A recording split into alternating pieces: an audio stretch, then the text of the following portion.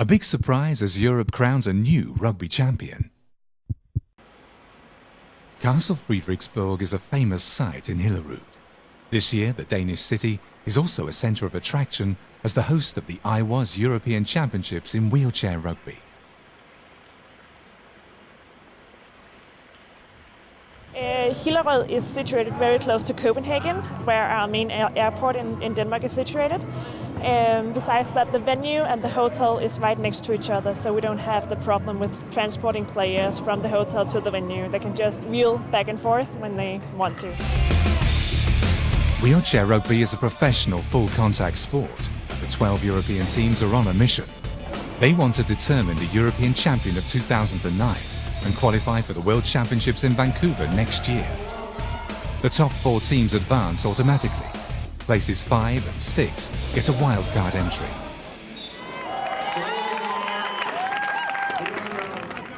One of the teams to get a wildcard is Poland, trained by Joe Suarez. Okay, map, yeah, right, map.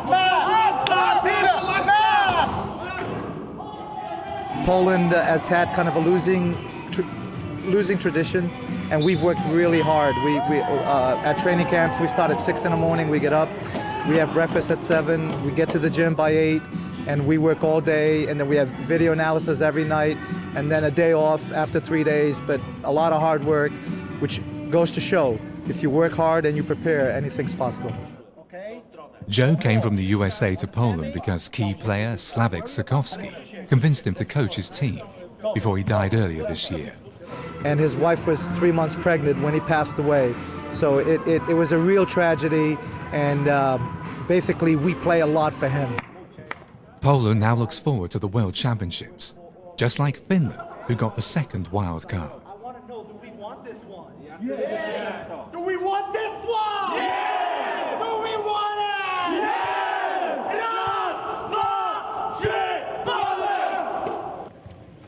But who will become the European champion? No surprise here. The top 4 teams are the expected favourites. Sweden, Belgium, Germany and Great Britain are ready to fight for the medals. But before that, the crossover games decide the finalists. Great Britain meets Belgium, who line up an experienced team. Team GB has left some of its stars at home and given debuts to 4 new players. That has slightly shifted their aims and objectives for the tournament. Our main objectives were to come with a developing team, develop those players to qualify for Worlds next year, so we had to come in the top 6. So yeah, we've achieved all our goals. You know, we knew we were coming with a developing team, a smaller squad than we normally have, and we've achieved all we needed to achieve, and we've got through to a semi-final, so we're very happy, and we've still got a chance to get to the final, so we're very happy. The 2007 defending champions have difficulties keeping up with the experienced Belgians. The new players cannot avoid making crucial mistakes and lose 53-50, giving Belgium a chance to fight for a title which they have never won before.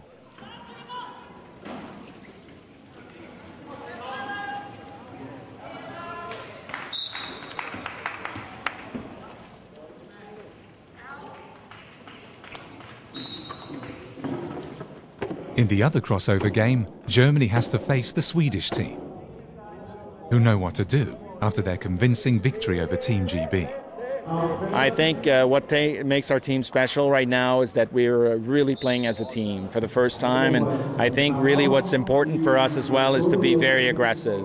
My goal when I took over for Team Sweden was to make Team Sweden more of a North American team.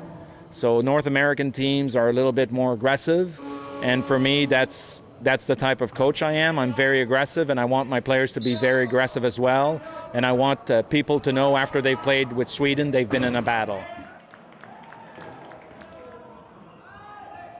The match between the second and third ranked teams of 2007 is at first fairly even.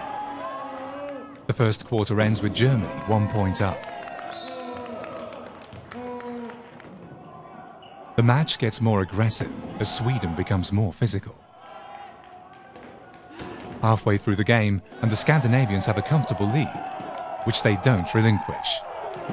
Germany cannot keep up and loses its chance to fight for gold. 48-42, the final score for the Swedish team.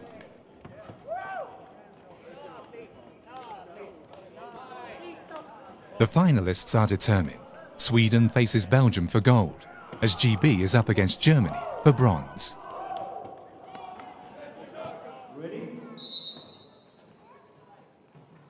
The bronze final is a tough point-for-point battle all the way through the first quarter. No side can break away, but Germany is eventually up by 1, 14-13.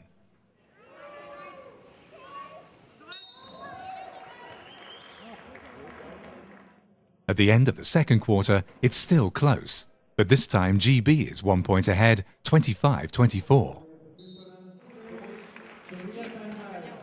Then the predominantly tactical match starts turning into a more physical and intense encounter. Especially Salih Koscioglu, Germany's number 10, is ahead of everyone. His speed and agility allow him to find a number of gaps in the British defence, as he alone scores 18 points. Eventually, Germany pulls 47-43 ahead and claims the bronze.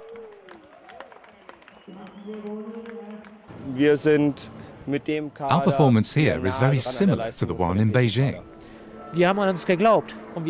We believed in ourselves and knew that we could do it. Team GB was not as strong this time, so we were determined to give our all and get a medal. That's what we came here to do. Team GB showed their appreciation. We felt the player of the game from the coaches and the captains today was Salih. So Ben, as his number 10 from captain to captain, this is yours. Yeah. Great game. Well played. Congratulations, guys. Great performance. Well done for it. It's been a while. Cheers, guys. Enjoy your night. At 1600, the bells of Hillerud Castle ring out for the final in the Frederiksborg Centre.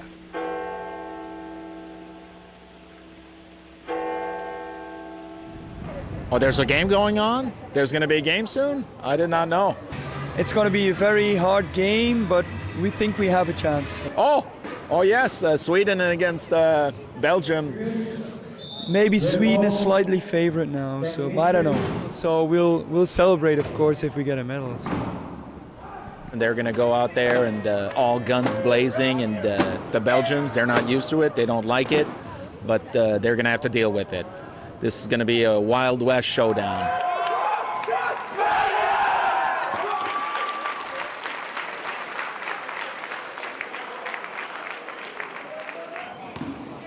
The first quarter is again close. Both teams are confident and determined not to lose a single point. Point by point, the scores move up to 11-all by the break.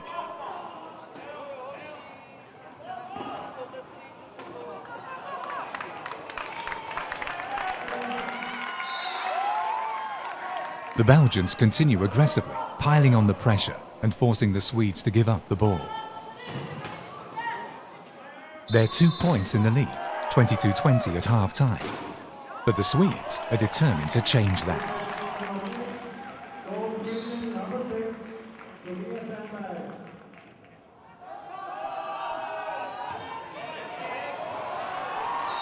Both teams are giving it their all, but towards the end, the experience of the Belgian players pays off against the Swedes, 49-46. A surprising European champion, Belgium. And it takes a while to sink in.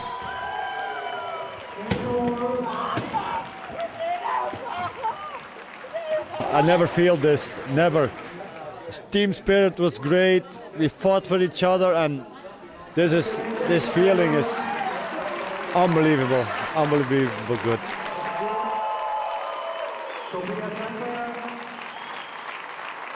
We still can't believe it. Before we go to bed, we're gonna party. I'm happy. I'm unbelievable. I'm still not believing it. It's a dream. It's like a dream being here with the gold medal. It's unbelievable, really.